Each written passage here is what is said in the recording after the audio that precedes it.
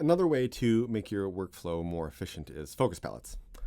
Yes, a palette would be a reference to that big flat piece of wood covered in paint that painters like Bob Ross use. Dang, he was good. In the same way that Bob would quickly and easily grab an idea from his palette and place it onto the canvas, we can easily grab a fixture and paint the stage with light. We'll talk about other palettes in the next lesson, but one of the most useful ones is focus palettes, which recall the pan and tilt location of a moving fixture. Rather than having to grab the light and methodically point to the downstage left, just send it to this happy little place right here, right on the edge of this happy little pond in front of this happy little mountain. Okay, let's try it out together. Quick note.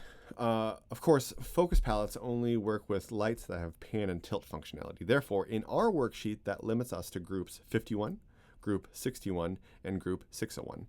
So if you want to play around a little bit more with these lights, feel free, but you can only use those groups. Okay, sorry. Let's actually try it out.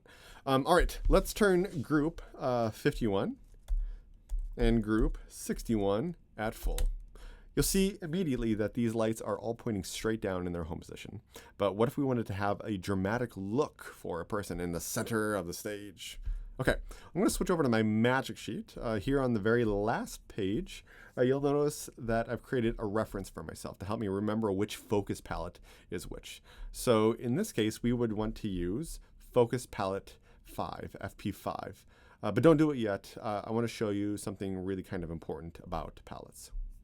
Okay, so let's set group 51 to focus palette 5. Enter. There we go. And all the lights will move just like that. This focus palette is set to work with all the moving lights in our rig, but we only told group 51 to pull the information from the palette, so they're the only ones that moved. If we didn't have some sort of reference sheet, by the way, we could always look at the focus palette list by double tapping the focus palette button, or focus palette, or Alt FF. You'll be sent into blind mode and you'll see a list of palettes with labels, which actually includes a handful more than what's listed in our reference sheet. You might need to scroll down, but you can see, for example, focus palette 10, full stage wash. We'll use that in a second.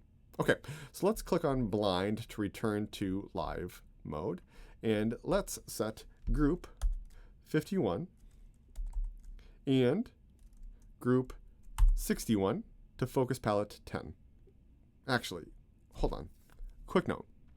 Typing in group 51 and 61 won't do what you think it needs to do, because it's actually going to assume that you mean group 51 and channel 61.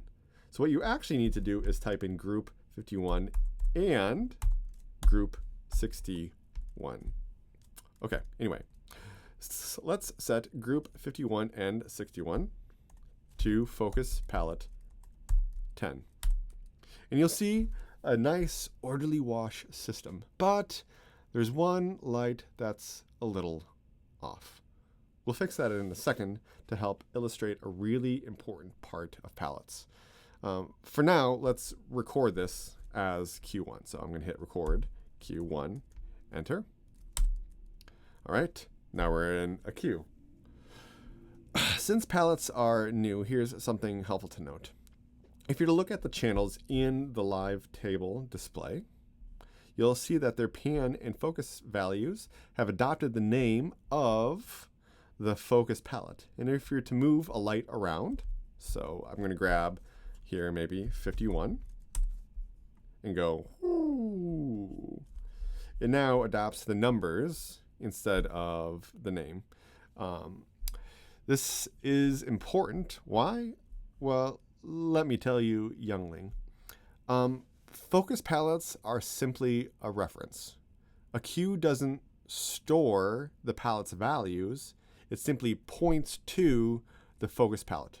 Meaning, if you were to update the values of the palette, every queue in your show that uses that palette will also be updated. This is especially powerful for situations like touring shows. When you hang your fixtures, they might not be in the exact same place.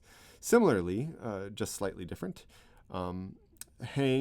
point them to your focus palette and update your focus palettes, and everything is all ready to go. No re-recording. Oh my gosh, that's fantastic. All right, let's try that out. So we're going to start by sneaking everything out and going to Q0 and clearing your Q stack. Next, let's bring up channels 52 and 62, because I know it was something in the middle. So channels 52 and 62 at full. One of them was wrong. And I'm going to put them at focus palette 10. There we go. Okay. This is our problem light, and the other light is going to be our reference location. So the problem light here is 52, which we can see right here. I can also check it to say 52 out. Yep, that's the one.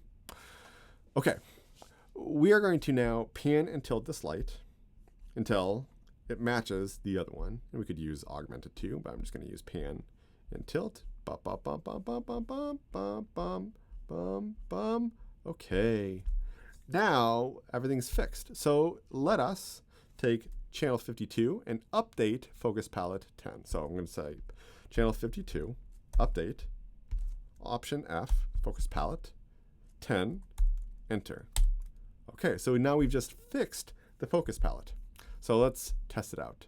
So I'm going to sneak all the lights, and we're back to a blackout, and we're going to go to Q1. So I'm going to hit go.